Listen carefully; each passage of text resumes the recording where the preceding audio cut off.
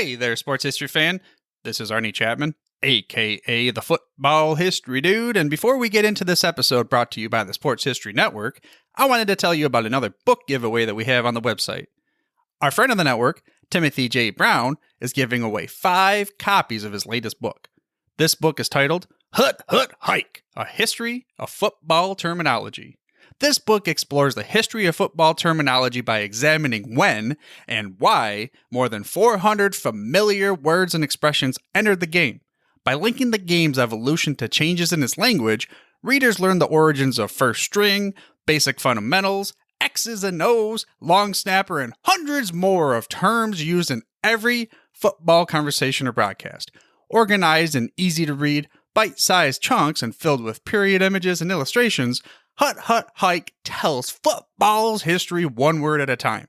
Now, to sign up for a chance to win your copy of the book, head to sportshistorynetwork.com/giveaways. Again, that's sportshistorynetwork.com/giveaways. Now it's time to take a sports break, a look at sports history on a daily basis. Hello, my friends of sports history. This is Darren Hayes of the Sports Jersey Dispatch podcast. Welcome once again to the Pig Pen, your place for all things great in sports history and your uniform numbers of some of the greatest athletes that had some milestone events on the date of January 11th. It's your sports break for January 11th, and we're sure glad you're here. And before we get to those uniform numbers of the great athletes that had those great performances on January 11th, let's talk about how you can join our newsletter absolutely free. You can cancel at any time. So easy to do. Go to the show notes of this very podcast and click on email newsletter, or go on to jerseydispatch.com or pigskindispatch.com to join. And it's 2 simple questions, and you'll be getting an email each and every day about 6:30 a.m. Eastern telling you everything that's going on in the Pig Pen. So that's a lot of great football news, a lot of great sports news and uniform numbers, as well as Orville Mulligan Sports Writer, our audio drama that we do with Number 80 Productions, and the Sports History Network. Many pieces of information coming from that great site as well. So let's get to those uniform numbers now for January 11th. We're going to talk about numbers 16, 81, 13, 37, 10, 7, 68, 5, and number 84. We're going to start off in 1959 on the 11th of January, and it was the 9th National Football League Pro Bowl game played at LA's Memorial Coliseum. The Eastern Conference defeated the Western Conference 28-21 in an exciting game, and the most valuable players, there were 2. On offense, it was New York Giants halfback number 16, Frank Gifford. And on the other side of the ball, it was another great athlete, Chicago Bears defensive end, number 81, Doug Atkins. On January 11th, 1963, Wilt Chamberlain in his legendary lucky number 13 uni scored a remarkable 67 points for the San Francisco Warriors in a 116-124 loss to the Los Angeles Lakers. On January 11th, 1966, the 16th NBA All-Star Game took place at Cincinnati Gardens in Cincinnati, Ohio.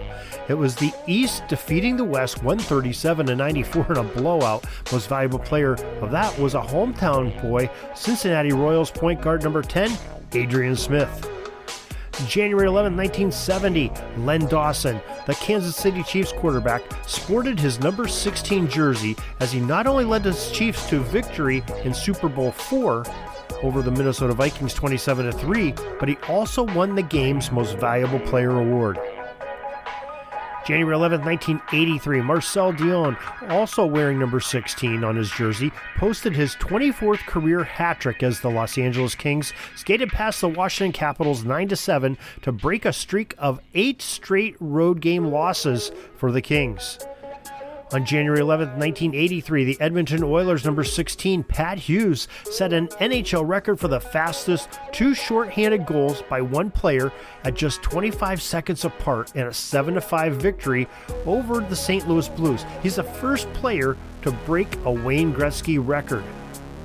January 11, 1987, at the American Football Conference Championship in Cleveland Stadium, the Denver Broncos beat the Cleveland Browns 23-20 in overtime, thanks to one number 7 of the Broncos, quarterback John Elway.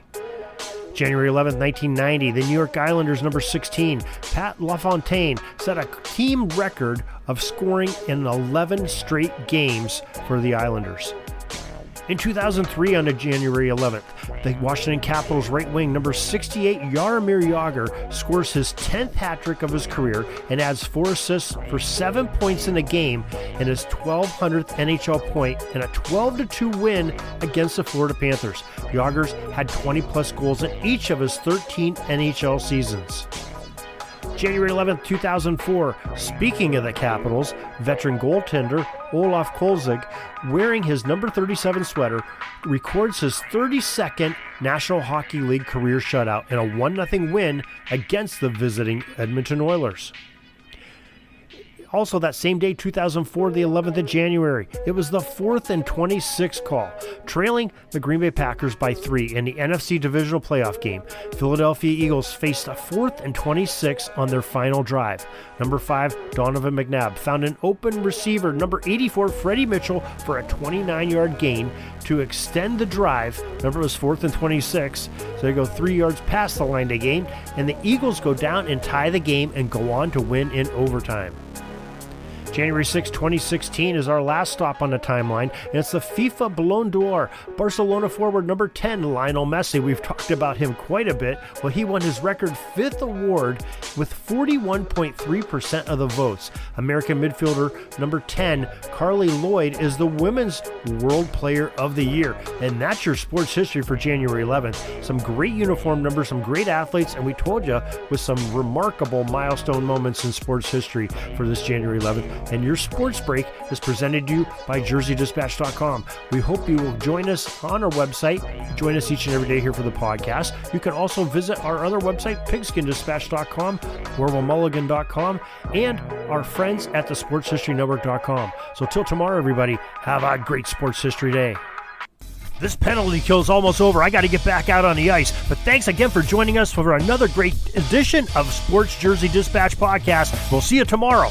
We invite you to check out our websites, JerseyDispatch.com and PigskinDispatch.com. Not only see the daily sports history, but to experience the preservation of great events and people that play the games. Find us on Pigskin Dispatch. It's also on social media outlets of Facebook, Twitter, Instagram, and don't forget the Pigskin Dispatch YouTube channel. You get all your daily sports history.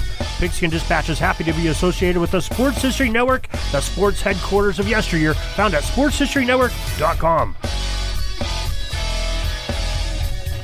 This podcast is part of the Sports History Network, your headquarters for the yesteryear of your favorite sport. You can learn more at sportshistorynetwork.com.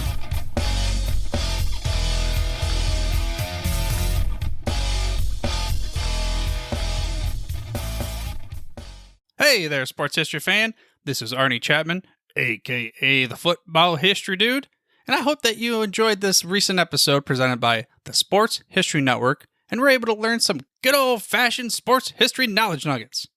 I started the Sports History Network back in 2020 with the mission to help podcasters find a community of like-minded sports history nerds, as well as helping aspiring podcasters to start their own shows. We have a little bit over 30 shows on the network right now covering all sorts of sports history, but as far as I'm concerned, we're just at the toothpick in the ocean moment, that can't even figure it out because there's so much more coming. We wanted to create the ultimate headquarters for sports yesteryear, starting with Podcast Network and our website, but we're going to continue to move into other mediums as well. And here's the cool part, because we want you to be part of our team. So if you're interested in starting your own podcast, or maybe being a guest on one of our shows, or who knows, maybe even writing an article for us over on the website.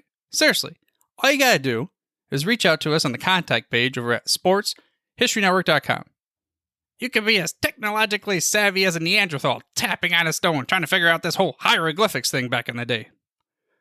Again, it doesn't matter, because even if you don't understand the whole podcast space, we have a production team that can pretty much help you out with doing everything. All you got to do, head over to sportshistorynetwork.com, head to the contact page, fill it out. That message goes right to me, and I'll reach out to you as soon as I can.